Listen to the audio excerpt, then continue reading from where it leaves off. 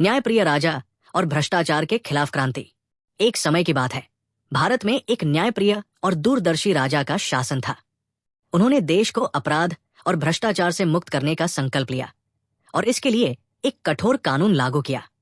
इस कानून के अनुसार जो भी व्यक्ति भ्रष्टाचार या अपराध में लिप्त पाया जाता, उसकी संपत्ति जब्त कर ली जाती और उसे भारी जुर्माना भरना पड़ता।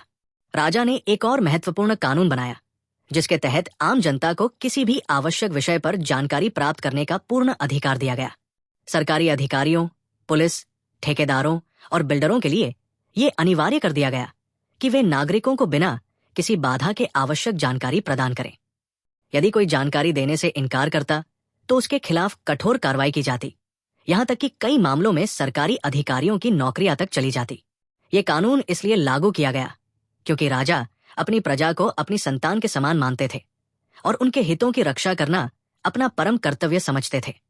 भ्रष्टाचार के खिलाफ लड़ाई को और अधिक प्रभावी बनाने के लिए राजा ने एक अत्याधुनिक डिजिटल मंच ऐप लॉन्च किया, जहां नागरिक गुप्त रूप से अपराध और भ्रष्टाचार की सूचना दे सकते थे।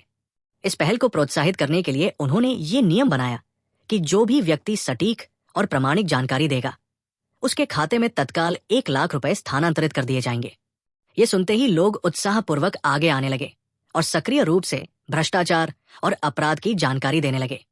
न्याय सुनिश्चित करने के लिए राजा ने एक योग्य और निष्पक्ष जांच टीम गठित की, जिसका प्रमुख उद्देश्य जनता द्वारा दी गई जानकारी के आधार पर ठोस सबूत जुटाना और हर मामले की गहनता से जांच कर सत्य की पुष्टि करना था। ये टीम हर शिकायत की बारीकी से समीक्षा करती और अपराधियों को कठोर दंड दिलाने में महत्वपूर्ण भूमिका निभाती। धीरे धीरे पूरे देश में जागरूकता फैलने लगी।